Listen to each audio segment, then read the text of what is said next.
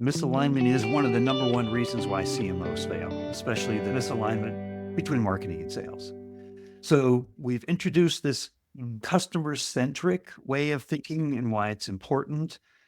How do you understand the customer's voice? How do you translate the customer's voice into this process?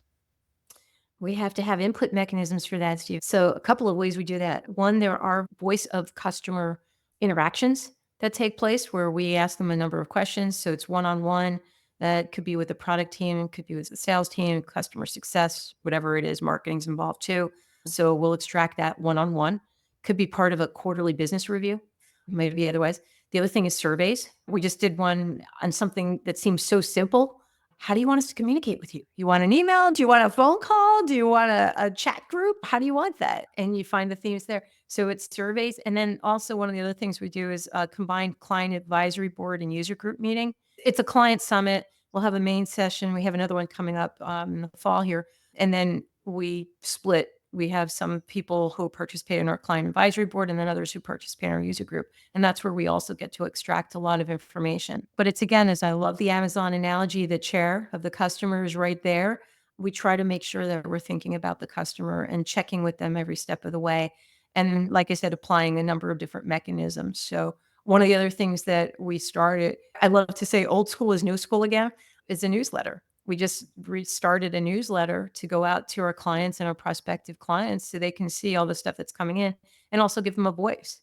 Hey, I really like that article, or I like that white paper, or why are you guys talking about this? That's not relevant to us. So giving them the feedback mechanisms, that's, I think, a really key part to that. Yeah. So what I'm taking away here is that we have to look for every opportunity we can to learn from the customer.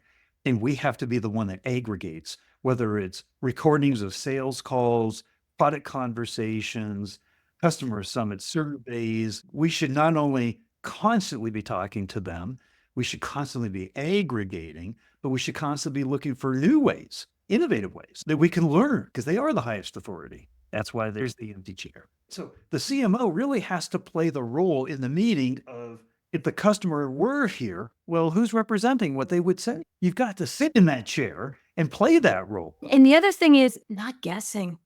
Right? It's funny because there's been a proliferation of commercials. So during the daytime, I put on like Bloomberg surveillance or whatever just for background. So I do get to see some commercials sometimes. And there's a theme coming up right now with all of the, gee, why don't we just ask the customers what's important to them? It sounds so simplistic, but I think that's a lot of it. It's because people speculate, well, this is what we think and this is what we believe in. Let's just ask. Let's just find it. And that's another thing, a demand generation program, which also incorporates a survey.